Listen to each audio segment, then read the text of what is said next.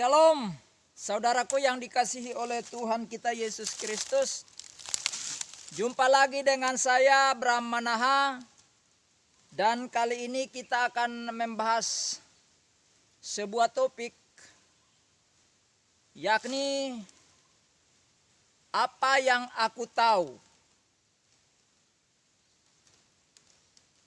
Bagian yang pertama, dan untuk mendasari pembahasan ini, mari kita baca terlebih dahulu bagian firman Tuhan di dalam kitab Kejadian pasalnya yang pertama ayat 1 sampai dengan ayat yang kelima, yang bunyinya demikian. Pada mulanya Allah menciptakan langit dan bumi. Bumi belum berbentuk dan kosong, gelap gulita menutupi samudra raya, dan roh Allah melayang-layang di atas permukaan air. Berfirmanlah Allah, jadilah terang. Lalu terang itu jadi. Allah melihat bahwa terang itu baik, lalu dipisahkannyalah terang itu dari gelap. Dan Allah menamai terang itu siang, dan gelap itu malam. Jadilah petang dan jadilah pagi, itulah hari pertama. Bagian-bagian firman Tuhan ini kita akan membahasnya dalam beberapa episode, dan kali ini kita membahas episode pertama, di mana kita akan fokus pada ayat yang pertama, di mana di sana dikatakan pada mulanya Allah menciptakan langit dan bumi. Jadi berdasarkan ayat ini, kita akan membahasnya paling tidak dalam 3 poin utama. Karena itu pertanyaannya bagi kita, apa yang aku tahu dari firman Tuhan ini?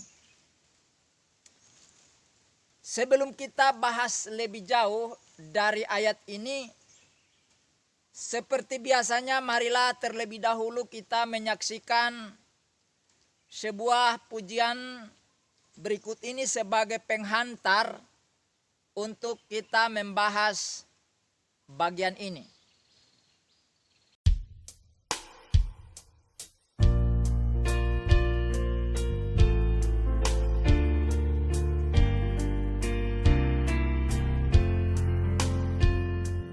Oh, what a wonderful, wonderful day. Day I will never forget. After I'd wandered in darkness away, Jesus my Savior I met. Oh, what a tender, compassionate friend. He met the need of my heart.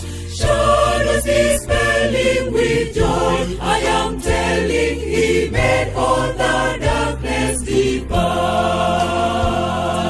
Heaven came down and glory filled my soul.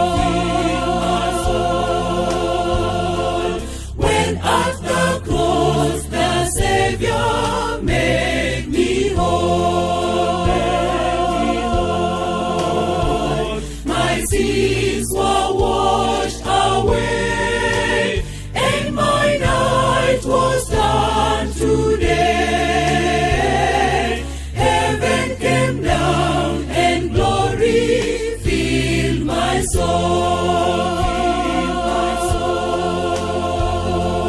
Born of the Spirit with life from above, into God's family divine. Justified fully through Calvary's love. Oh, what a standing is mine. the transaction so quickly was made, when as a sinner I came, took of the offer of grace, he did proffer, he saved me, oh praise his name. Heaven came down and glory filled my soul, when at the cross the Savior made me whole, my sins were washed away, and my night was done today. Heaven came down and glory filled my soul, Now other hope that will surely endure after the passing of time. I have a future in heaven for sure. There is those mansions sublime, and it's because of that wonderful day when at the cross I believed. Riches eternal and blessings supernal from his precious hand I received. Heaven came down and glory filled my soul, when at the cross the Savior made me whole.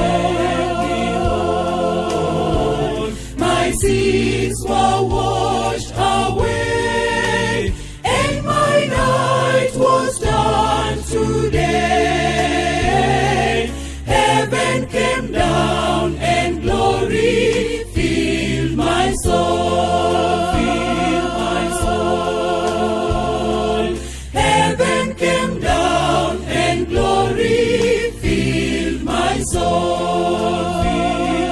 soul, when at the cross the Savior made me whole. My sins were washed away, and my night was done today. Heaven came down and glory filled my soul,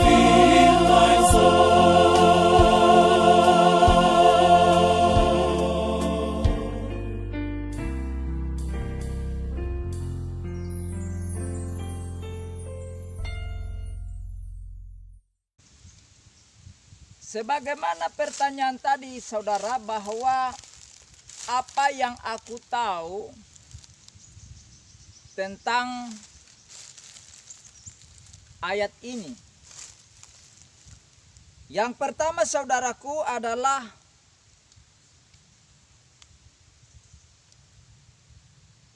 Elohim atau Tuhan Allah adalah ajaib dan kekal.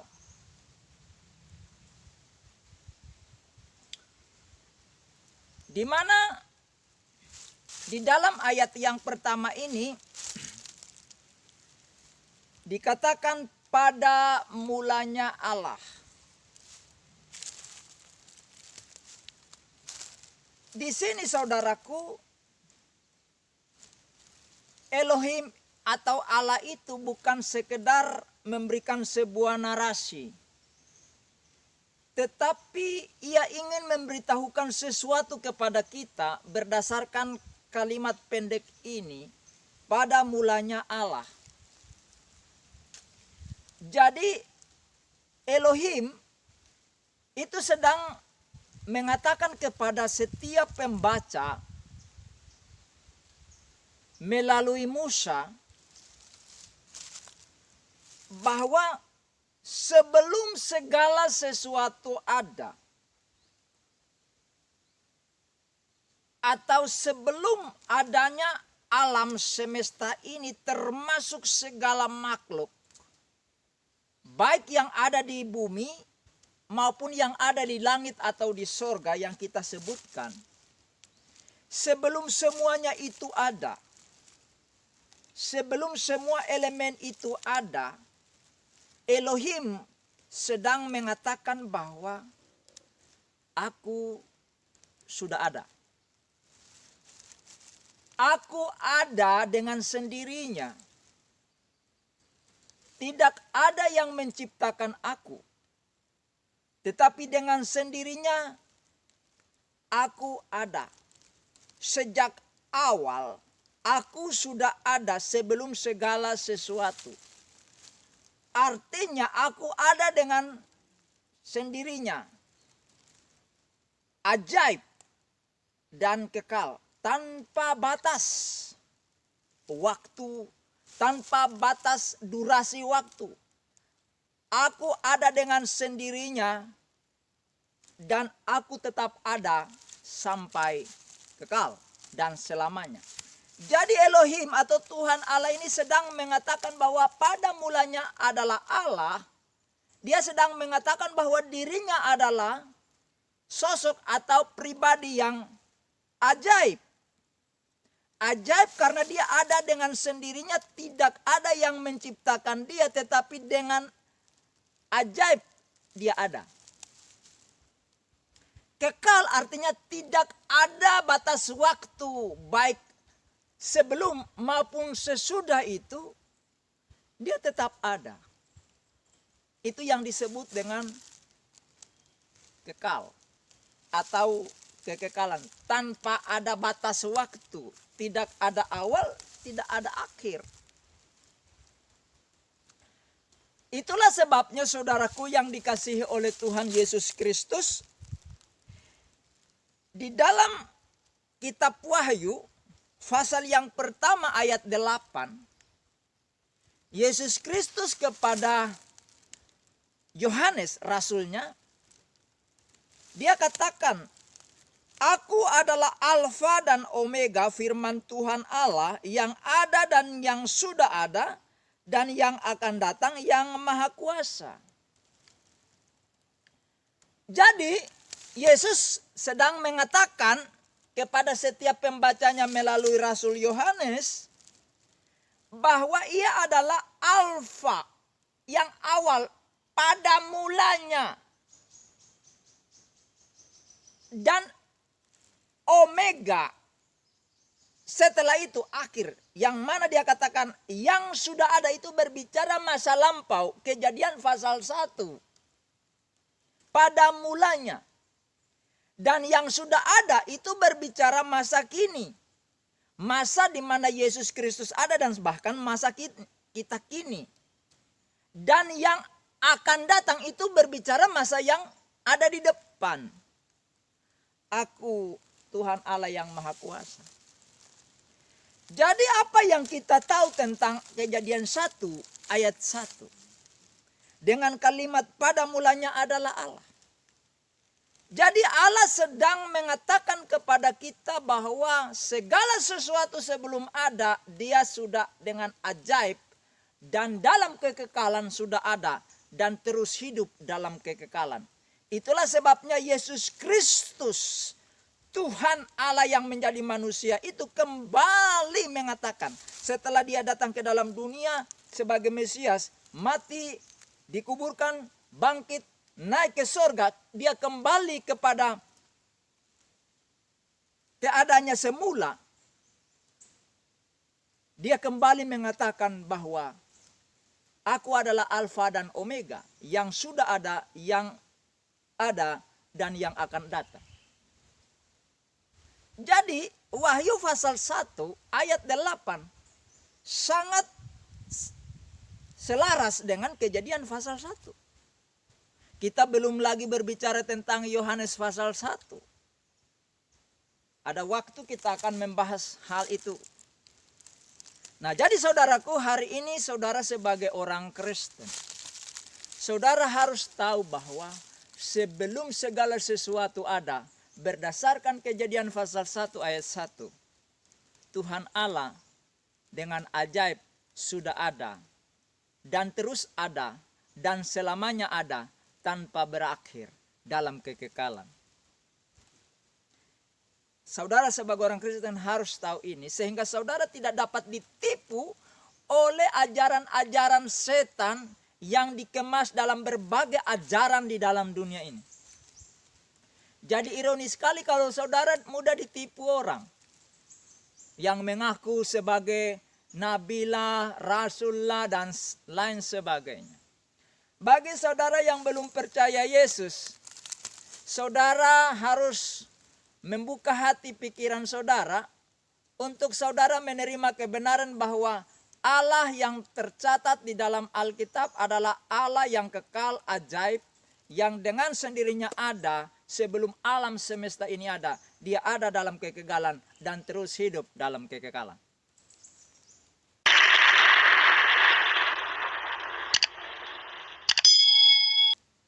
Yang kedua, saudaraku, apa yang aku tahu tentang ayat ini, Kejadian pasal 1 ayat 1. Yaitu Elohim adalah satu-satunya sang kreator. Atau Elohim adalah sang kreator satu-satunya. Di dalam ayat ini dikatakan menciptakan. Artinya saudaraku yang dikasihi oleh Tuhan Yesus Kristus, Elohim atau Allah sedang berkata kepada kita berdasarkan ayat ini bahwa tidak ada kreator yang lain yang berhak untuk menyatakan diri bahwa dia adalah pencipta. Nah, jadi di sini Elohim sedang berkata kepada kita melalui narasi ini bahwa dia satu-satunya adalah sang kreator. Dia yang memiliki ide, kreativitas untuk hendak melakukan sesuatu. Dia bukan kreator yang terbaik, satu-satunya yang terbaik, bukan.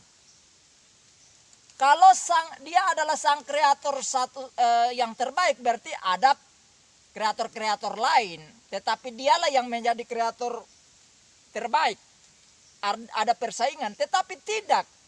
Di sini Elohim sedang mengatakan bahwa hanya dialah satu-satunya kreator untuk alam semesta ini. Tidak ada yang lain selain dirinya. Inilah yang harus kita ketahui sebagai orang percaya.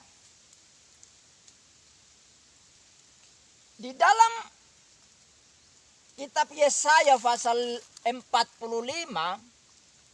ayat yang ke-12 dikatakan di sana, Akulah yang menjadikan bumi dan yang menciptakan manusia di atasnya. Tangankulah yang membentangkan langit dan akulah yang memberi perintah kepada seluruh tentaranya.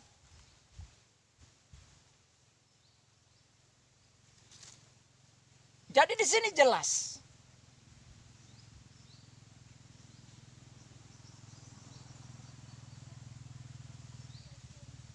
Sebagai orang percaya,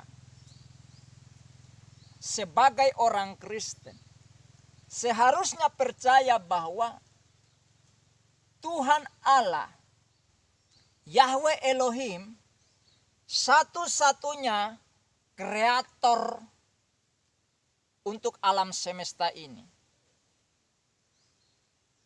Jadi siapapun yang mengaku bahwa dia adalah kreator terbaik, itu sedang menista Tuhan.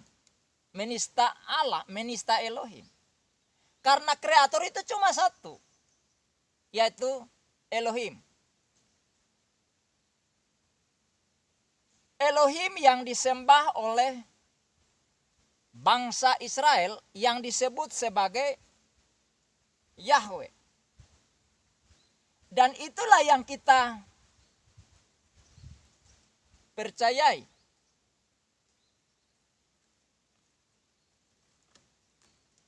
Sebagaimana kalau kita baca di dalam Injil Yohanes, pasalnya yang pertama,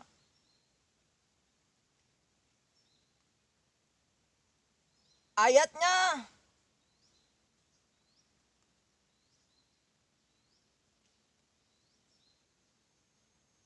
yang ketiga, dikatakan segala sesuatu dijadikan oleh Dia dan tanpa Dia tidak ada suatu pun yang telah jadi dari segala yang telah dijadikan.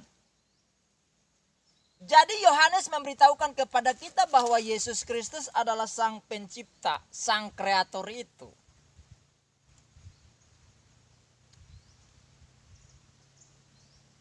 Bahkan di dalam ayat yang ke-10 dikatakan ia ada di dalam dunia dan dunia dijadikan olehnya, tetapi dunia tidak mengenalnya. Ayat 11, ia datang kepada milik kepunyaannya, tetapi orang-orang kepunyaannya itu tidak menerimanya. Jadi Yesus Kristus sebagai Sang Kreator, tidak ada yang lain. Dunia ini miliknya. Dia yang mendesain.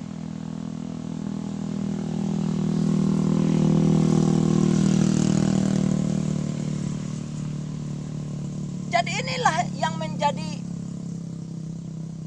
pokok yang harus kita perhatikan dalam Kejadian pasal 1 ini, bahwa Elohim yang datang menjadi manusia yaitu Yesus Kristus Sang Firman itu adalah Sang Kreator yang sejati dan tidak ada yang lain.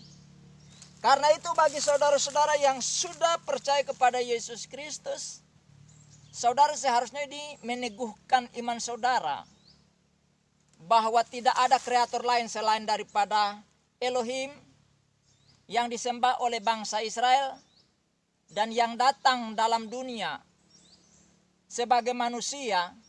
Lalu sebagian orang Israel yang percaya kepadanya yaitu para rasul. Dan itu dilanjutkan hingga hari ini sampai berita itu sampai kepada kita. Dan kita pun akhirnya menjadi pengikut Yesus Kristus. Seharusnya diteguhkan bahwa kita tahu bahwa Sang Kreator satu-satunya adalah Yesus Kristus. Dan bagi saudara yang belum percaya, Yesus berharap saudara pun mengerti ini sehingga saudara tidak salah dalam menentukan untuk mengikuti Sang Kreator yang sesungguhnya. Sehingga saudara tidak ditipu oleh orang atau pribadi yang mengaku sebagai kreator yang terbaik. Yang ketiga saudaraku, apa yang aku tahu dari kebenaran firman Tuhan dalam Kejadian pasal 1 ayat 1 ini, yaitu alam semesta adalah karya Elohim. Di mana di dalam ayat ini bagian terakhir dikatakan langit dan bumi. Jadi apa yang ingin Sang Elohim sampaikan kepada kita berdasarkan ayat yang pendek ini? Sesungguhnya Elohim itu sedang ingin menyampaikan sesuatu kepada kita untuk kita ketahui bahwa alam semesta yang kita lihat ini mencakup langit dan segala yang ada di dalamnya, itu termasuk para malaikat, singgasana, dan apa yang ada di bumi. Bumi ini dengan apa yang ada di dalamnya, segala makhluk yang hidup,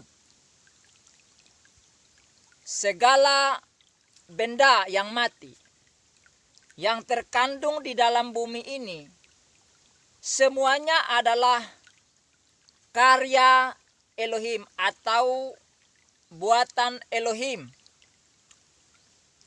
Hasil dari sebuah kreativitas, sebuah kreasi dari hasil kreator tadi. Jadi setelah didesain, ia langsung melakukan sebuah action, tindakan real, untuk mengadakan alam semesta ini. Termasuk bintang-bintang, bulan, matahari, awan, semua yang ada di langit. Jadi kita sebagai orang Kristen, sebagai orang percaya, harus tahu hal ini.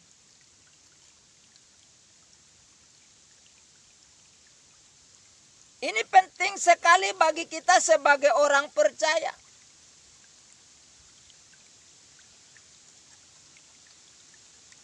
Di dalam Yesaya pasal 45 ayat 18 dikatakan, sebab begini firman Tuhan yang menciptakan langit, dialah yang membentuk bumi, dialah Allah yang membentuk bumi dan menjadikannya dan yang menegakkannya, dan ia menciptakan bukan supaya kosong, tetapi ia membentuknya untuk didiami. Akulah Tuhan dan tidak ada yang lain. Jadi di sini Elohim yang adalah yang namanya Yahweh dikatakan di sini bahwa dalam kitab Yesaya pasal 45 ayatnya yang ke-18 ini, bahwa tidak ada yang lain, tidak ada pencipta lain selain aku, katanya. Jadi Kejadian pasal 1 ayat 1 dimulai, Allah memulai ucapannya dengan mengatakan bahwa alam semesta ini adalah karyaku. Dan tidak ada yang lain dalam kitab Yesaya 45 ayat 18. Jadi hari ini kita harus tahu bahwa alam semesta yang hari ini kita lihat dengan indah merupakan hasil karya terbaiknya Sang Elohim yang namanya Yahweh atau Hashem atau Adonai atau Yesus Kristus, sebagaimana di dalam Yohanes pasal yang pertama yang kita baca tadi.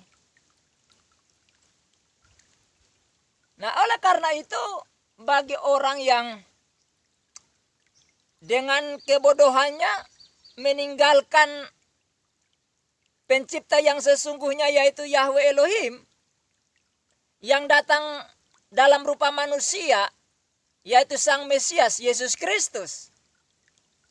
Saudara adalah orang paling bodoh di dunia ini ketika meninggalkan Yesus, Sang Pencipta satu-satunya itu. Itulah sebabnya ketika manusia diciptakan, Tuhan Allah atau Yahweh Elohim ini memerintahkan supaya manusia itu mengusahakan dan memeliharanya. Kenapa? Karena ini adalah hasil karyanya, yang mana kita baca dalam Kejadian pasal 1 ayat 1 sampai dengan ayat yang ke-31 itu jelas. Setiap kali dia menciptakan, pada hari pertama Yahweh Elohim mengakhiri dengan apa yang diciptakan itu baik. Dan sampai pada puncak ciptaan, yaitu manusia sebagai mahkota ciptaan, dia katakan sungguh amat baik, artinya sempurna, clear, tidak ada cacat celah. Artinya alam semesta dan apa yang ada di dalamnya baik di surga, di langit sana, termasuk para malaikat, bintang, bulan, matahari, dan manusia dan apa yang ada di dalam bumi ini adalah ciptaan Allah yang terbaik, yang is the best, yang excellent. Oleh karena itu kita harus menghormati Tuhan dengan merawat, menjaga. Saudara, saya ada di areal hutan produksi. Walaupun ini hutan produksi, tapi dari perusahaan menganjurkan supaya dirawat. Jadi makanya saudara lihat bahwa rumput-rumput di bawah pohon ini selalu disemprot supaya tanaman ini bisa tumbuh dengan maksimal. Artinya ada pemeliharaan, ada regenerasi. Jadi ketika ini nanti dipanen, tidak lama lagi ini dipanen, mungkin setahun lagi dipanen atau 2 tahun lagi, nanti ditanam kembali. Jadi hutan tidak dibiarkan gundul. Itu namanya mengusahakan dan memelihara. Bukan berarti pepohonan itu tidak perlu ditebang. Kalau itu untuk kepentingan manusia, tidak bermasalah, asalkan digarap terus, ditanam, dirawat, sehingga tidak menimbulkan tanah longsor dan lain sebagainya. Nah, ini yang harus kita ketahui di situ, saudara. Jadi Tuhan sudah menciptakan alam semesta ini untuk kita, seharusnya kita rawat dengan baik, gitu. Saya berharap sebagai orang Kristen dimanapun saudara berada, kalau bisa ikut serta andil dalam merawat alam semesta yang diciptakan oleh Tuhan ini. Sebagai bentuk rasa hormat dan rasa syukur saudara terhadap apa yang sudah diciptakan oleh Tuhan. Jadi tidak ada pencipta lain selain daripada Yahweh Elohim. Allahnya orang Israel, yang para rasul adalah orang-orang Israel, dan itu dilanjutkan kepada kita sebagai orang Kristen hari ini. Meyakini Yahweh Elohim yang sama. Itu yang perlu kita sadari dari hidup ini. Saudaraku yang dikasihi oleh Tuhan Yesus Kristus, demikianlah pemaparan kita kali ini. Semoga dapat bermanfaat bagi saudara dalam pertumbuhan iman bagi saudara orang Kristen.